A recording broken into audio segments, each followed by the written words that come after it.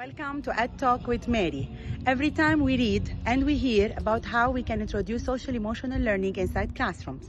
Today we will hear two teachers who are sharing their experiences, how they define SEL and how they can say that it can really be done and we can introduce social emotional learning as integral part of our academic work.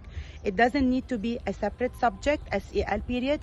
It's just integrated as a transversal skill across all curricula, across all subjects and all grade levels. All right, there are so many ways that teachers can use emotional intelligence in the classroom, and most of them it's easier when we read stories to children, and every story makes us feel a different way, and students need to know that. But in order to do that, there are certain stories we can read where it talks about certain kind of emotions that are in the story that makes them feel different feelings. And one of the stories is about the monster with full of colors, where he has all these different feelings and colors and he doesn't know how to classify it. So then a girl comes and teaches him how to take each color separately, and then we classify them in the classroom, for example, of what each color means.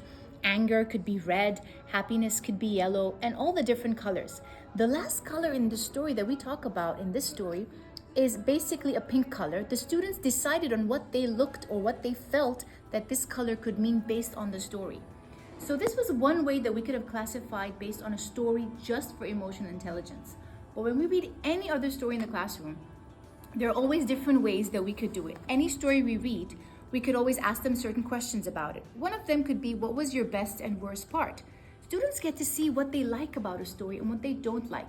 How did it make them feel when they read the story? It doesn't really have to be a story about emotional intelligence. It could be any story. It makes them feel a certain way, something that they like about the story, or even something as simple as what basically did they have in common with the character. Any way we can do it to make certain students feel that any story makes them feel a certain way, that's something that any teacher can do with any story or with even any book or even just a simple song or anything that you do. You can always integrate it in the classroom.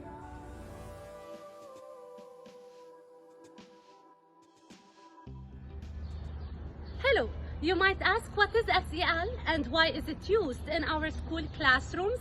Well, social emotional learning is the systematic way of introducing social emotional intelligence inside normal academic classrooms.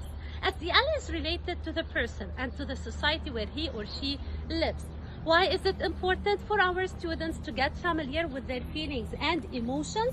These learned behaviors help students to know themselves better, to understand their feelings more, so they can make more responsible decisions in the future, create frameworks to achieve their goals, and to have more effective relationships with others.